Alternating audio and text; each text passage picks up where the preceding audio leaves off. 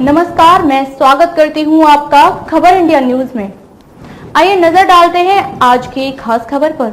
आप कहीं जाने अनजाने में तिरंगे का अपमान तो नहीं कर रहे? जाने ध्वजारोहण से जुड़े सभी नियम। 15 अगस्त 2023 को पूरा देश 76वें स्वतंत्रता दिवस समारोह मनाएगा, जिसकी तैयारियां शुरू हो गई हैं। स्वतंत्रता दिवस मनाने के लिए राष्ट्रीय ध्वज फहराना एक महत्वपूर्ण प्रक्रिया है।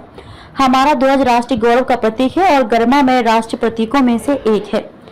देश के राष्ट्रीय ध्वज को तिरंगे के नाम से जाना जाता है, जो 3 केसरिया, सफेद और हरे रंग का होता है। इसमें सफेद पट्टी के बीच एक नीले रंग का अशोक चक्र होता है। इस अशोक चक्र में 24 तीलियां होती हैं। हमारे देश में तिरंगे का बहुत अधिक सम्मान किया जाता है। देश के तिरंगे को फहराना कोई आम ध्वज फहराने जैसा नहीं है। देश में ध्वजारोहण के लिए कई नियम और सिद्धांत हैं, जिनको ध्यान में रखकर ही हर एक नागरिक को ध्वजारोहण करना चाहिए। हर घर तिरंगा अभियान के साथ ही गृह मंत्रालय ने भारतीय ध्वज संहिता 2002 में संशोधन किया है। राष्ट्रीय ध्वज के प्रदर्शन के लिए सभी कानूनों, सम्मेलनों, प्रथाओं और निर्देशों को एक साथ लाने के लिए भारत का ध्वज कोड पेश किया गया था। यह निजी, सार्वजनिक और सरकारी संस्थानों में लगाए जाने वाले झंडे की भी निगरानी करता है। भारतीय ध्वज संहिता 26 जनवरी 2002 को लागू हुई और 30 दिसंबर 2021 को इसमें कुछ संशोधन हुए। इस खबर में हम आपको उन नियमों के बारे में बताएंगे जिनका पालन करना सभी नागरिक के लिए अनिवार्य होता है। सबसे पहले बताते हैं कि ध्वज संहिता 2002 के मुताबिक भारतीय ध्वज को बनाने के लिए भी नियम है। आम शब्दों में कहें तो हम किसी भी आकार और अनुपात में भारतीय ध्वज को डिजाइन नहीं कर सकते हैं। संहिता के मुताबिक राष्ट्रीय झंडा आकार में आयताकार होना चाहिए, जिसका अनुपात 3:2 होता है। भारतीय ध्वज संहिता के मुताबिक भारतीय ध्वज को लेकर कई नियम और सिद्धांत हैं, जो आगे जानते हैं। जब तिरंगे को किसी अन्य देश के राष्ट्रीय ध्वज के साथ फहराया जाता है तो उसे दूसरे ध्वज के बाईं ओर रखा जाना चाहिए। हालांकि जब तिरंगे को संयुक्त राष्ट्र के झंडे के साथ फहराया जाता है तो उसके दोनों ओर फहराया जा सकता है। किसी भी व्यक्ति या वस्तु को सलामी देने के लिए भारतीय ध्वज को नहीं झुकाना चाहिए। हालांकि किसी कारण यदि सरकार सार्वजनिक आदेश देती है तो इसे आधा झुकाया जाता है। तिरंगे का इस्तेमाल किसी पोशाक, रूमाल या वर्दी के लिए नहीं किया जा सकता है। झंडे पर किसी प्रकार के अक्षर नहीं होने चाहिए। झंडे का प्रयोग किसी प्रतिमा या स्मारक को ढकने के लिए नहीं कर सकते हैं। झंडे को जानबूझकर जमीन को छूने और पानी में डूबता नहीं छोड़ना चाहिए। तिरंगा झंडा फहराते हुए खास ध्यान रखना चाहिए कि इसका केसरिया रंग ऊपर की ओर ही हो।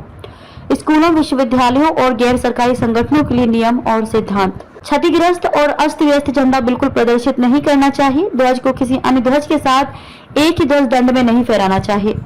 जब किसी वक्ता के मंच के पास झंडा फहराया जाता है तो इस बात का ध्यान रखा जाना चाहिए कि झंडा वक्ता के पीछे और उससे ऊंचा होना चाहिए। जब भारतीय ध्वज को किसी भी संस्था या देश के झंडे के साथ फहराया जाता है तो वह तिरंगे से ऊंचा और बड़ा नहीं होना चाहिए।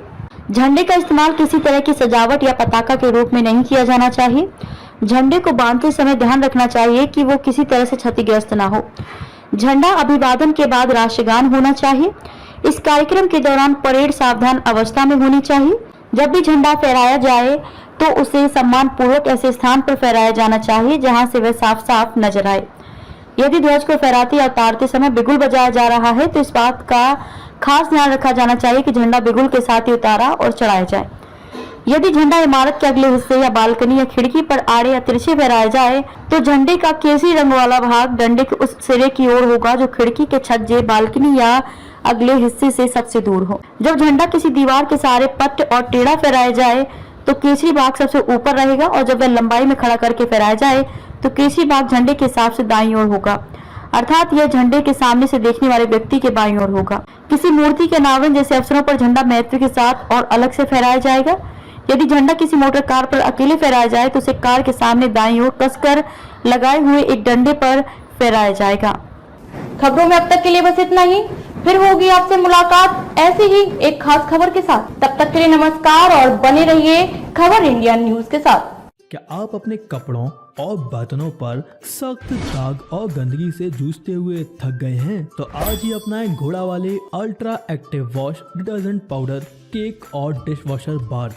आपके सभी कपड़ों और बर्तनों की सफाई के लिए एकमात्र समाधान। हमारा नया 2x पावर फॉर्मूला कपड़ों पर लगे सबसे जिद्दी दाग को जड़ से निकाले, साथ ही कपड़ों को रखे चमकदार और खुशबूदार। अब पाएं हर 1 किलो डिटर्जेंट पाउडर के साथ एक 10 रुपए का डिटर्जेंट केक मुफ्त। तो इंतजार किस बात का। घोड़ा वाले ultra active wash detergent powder cake और डिश वॉशर बार के साथ कपड़ों के दाग और बर्तनों में लगी गंदगी और चिकनाहट को कहें अलविदा, क्योंकि अब लगेगी लगाम गंदगी पर। बालाजी एंटरप्राइजेस।